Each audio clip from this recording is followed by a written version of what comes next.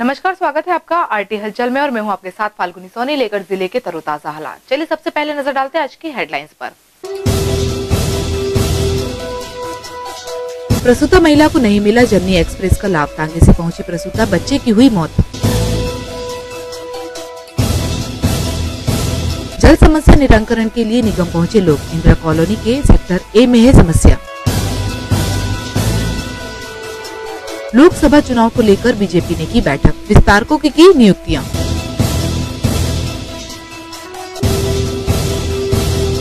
संत निरंकारी मंडल ने चलाया सफाई अभियान, अस्पताल में की सफाई। और अब गतिविधियां विस्तार के साथ। शनिवार को जिला अस्पताल पहुंची एक ग्रामीण प्रसूता को जननी एक्सप्रेस की सुविधा समय पर नहीं मिलने पर उसे टांगों से अस्पताल पहुंचाया गया। इस दौरान अस्पताल के गेट पर डिलीवरी होने से नवजात की मौत हो गई। बुरहानपुर में स्वास्थ्य विभाग की संवेदनहीनता नजर आई।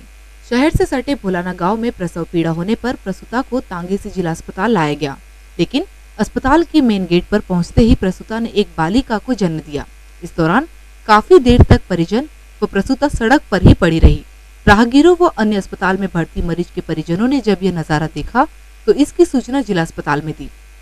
तब कहीं जाकर अस्पताल का स्टाफ पहले तो बिना संसाधन के पहुंचा, उसके बाद व्हील चेयर पर प्रसूता व नर्स ने नवजात बालिका को प्रसूता वार्ड में ले गए, जहां पर नवजात बालिका को मृत घोषित कर दिया गया, जबकि प्रसूता का इलाज किया जा रहा है। इस घटना ने जिले में संचालित हो रही जननी एक्सप्रेस योजना की पोल खोलकर रख दी है। जानकारी लगी कि अस्पताल के गेट पे एक डिलीवरी हुई है, वो महिला टांगे से आई है और पहले उसका आने का इरादा नहीं था, लेकिन अंतिम समय में उसने अस्पताल आने का फैसला किया और आते आते टांगे में दचके लगते लगते उसकी डिलीवरी आके रोड पे ही हो गई। और जब तक अपन कोई इंतज़ाम कर पाते डिलीवरी, और बच्चा भी उसका ऐसा सुना है कि डेड हुआ है। अभी हम जाके देखते हैं बच्चे को, ये हम पता लगाते हैं कि उसने कौन से नंबर पे फ़ोन लगाया था, कौन सी गाड़ी बुलाई थी और गाड़ी क्यों नहीं आई, इसकी हम जाँच करते हैं। सर, इस तरह की घटना का मुझे अभी पूरी ज्ञान नहीं है। ये तो श्रीमान सिविल सर्जन का जिला अस्पताल का पूरा नेक्स्ट कंट्रोल सिविल सर्जन साहब का है, अंसारी साहब, वो क्या बोलते हैं, क्या नाम, खान साहब, शहील खान साहब देखते हैं।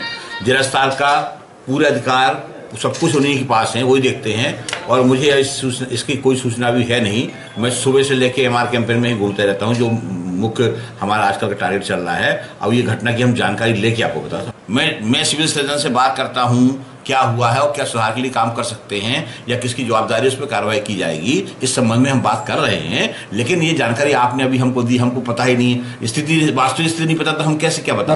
इंदिरा कॉलोनी के सेक्टर ए में पेयजल की 2 वर्ष पुरानी समस्या के निराकरण के लिए रहवासियों ने वार्ड पार्षद के नेतृत्व में निगम महापौर को ज्ञापन दिया। गर्मी का मौसम शुरू होने में अभी काफी समय है, लेकिन शहर में जल समस्या शुरू हो गई है। मामला इंदिरा कॉलोनी के ए सेक्टर का है। पेयजल समस्या को लेकर वार्ड पार्षद विनोद पाटिल के नेतृत्व में वार्ड वासियों ने निगम महापौर को ज्ञापन देकर 2 वर्षों से सेक्टर ए में चली आ रही समस्या के निराकरण की मांग की। वार्ड पार्षद का कहना है कि अभी से जल की समस्या हो रही है, जिसके लिए ट्यूबवेल की मांग की गई है। अभी यहाँ पानी की समस्या काफ़ी हो गई है, 8-10 दिन में पानी की काफ़ी तकलीफ हो गई है। क्या होता है, हमारा बी सेक्टर में संपर्क होने के कारण ये ए सेक्टर का जो एरिया और सी सेक्टर का जो एरिया है, यहाँ पानी पहुँचने में काफ़ी लंबाई हो जाती है, तो पानी बराबर उसका प्रेशर नहीं बन पाता। गर्मी के कारण ये हो गया कि ट्यूबवेल का लेवल पानी काफ़ी नीचे चले गया। तो अब उसको पानी को समस्या को निराकरण करने के लिए माननीय महापौर जी ने यहाँ एक नया ट्यूबवेल का घोषणा की है और एक रिबोर करके उसको हम पानी की जो समस्या यहाँ इंदिरा कॉलोनी वासियों को आ रही है उसको आने वाले समय में हम निश्चित रूप से समाप्त करेंगे। और जो टैंकर चलने वाले थे पानी के, बड़े बड़े ट्राले जो हमारे चालू होने वाले थे 12,000 लीटर के, उन्होंने महापौर जी ने कहा है कि इसको जल्दी चालू करेंगे। तो मेरे हिसाब से 2-3 दिन में पानी की जो समस्या आ रही थी उसका निराकरण 2-3 दिन में आने वाले समय हम करें। निगम महापौर ने वार्ड की पेयजल समस्या को जल्द ही निराकरण करने का आश्वासन भी दिया। आज इंदिरा कॉलोनी वासी जहाँ जिनको पानी की लगातार समस्या बनी है, हमारे बोरिंग यहाँ पर पानी के नीचे लेवल जाने से कहीं ना कहीं दिक्कत आ रही है। मुझे इन्होंने कहा कि कल मेरे से टाइम लिया था कि नगर निगम में आपसे मिलना चाहते हैं, तो मैंने 11 बजे का टाइम दिया था मिलने के लिए, पर चूँकि मैं खुद ही इनके पास, ये लोग भी नगर निगम पहुँचे, मैं खुद ही, क्योंकि नगर निगम में बात तो होती लेकिन समझ में नहीं आता, इसलिए मैं स्थान पे आके मैंने देखा तो जनता को कहीं ना कहीं कठिनाई है। तो हम आने वाले समय, मैंने एक बोरिंग की इन्होंने मांग करी है, एक बोरिंग हम यहाँ स्वीकृत कराकर पानी, ईश्वर की कृपा हो कि पानी उस बोरिंग में लग जाए, और एक रीबोर के लिए भी कहा है। शनिवार को स्थानीय मोना संगम पर बीजेपी के पदाधिकारियों की एक बैठक आयोजित की गई। बैठक में अल्पकालीन लोकसभा विस्तारकों की नियुक्तियां की गई। 2019 चुनाव को लेकर राजनीतिक पार्टियों में सरगर्मियां शुरू हो गई है। शनिवार को भाजपा की अल्पकालीन विस्तारकों के लिए एक बैठक मोना संगम पर आयोजित की गई। बैठक में लोकसभा विस्तार दिनेश शर्मा, सह संयोजक ज्ञानेश्वर पाटिल, जिला विस्तारक दिनेश भार्गव को पार्टी के आगामी कार्यक्रमों की जानकारी दी गई। बैठक में पूर्व विधायक के साथ भाजपा के पदाधिकारियों ने भाग लिया।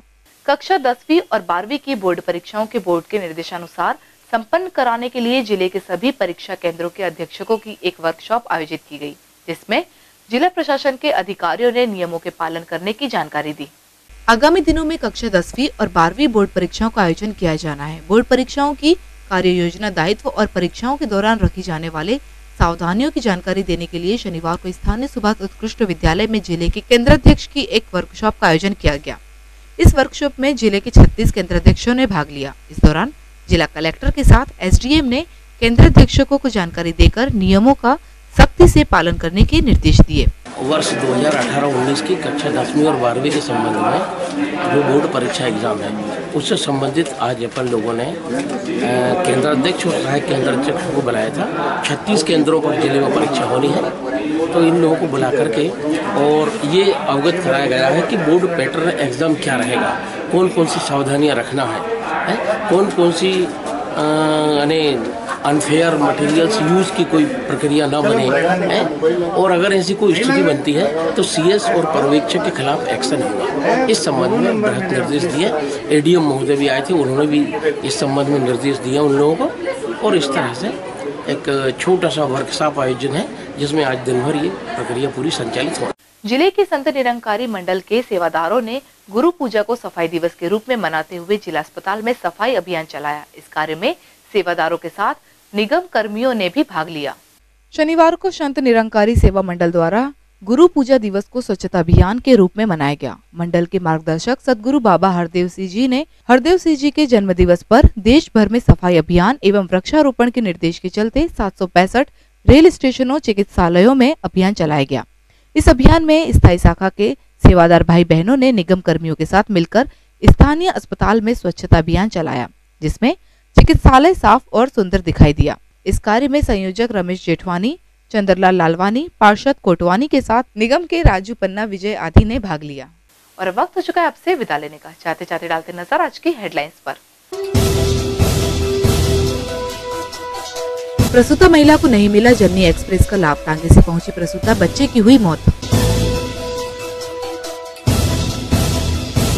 जल समस्या निराकरण के लिए निगम पहुंचे लोग, इंदिरा कॉलोनी के सेक्टर ए में है समस्या। लोकसभा चुनाव को लेकर बीजेपी ने की बैठक, विस्तारकों की नियुक्तियां।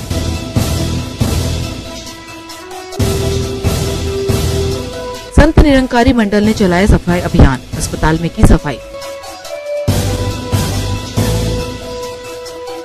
तो कल फिर होगी आपसे मुलाकात जिले की ताजा गतिविधियों के साथ। तब तक के लिए आरटी हलचल की पूरी टीम को और मुझको दीजिए इजाजत। नमस्कार।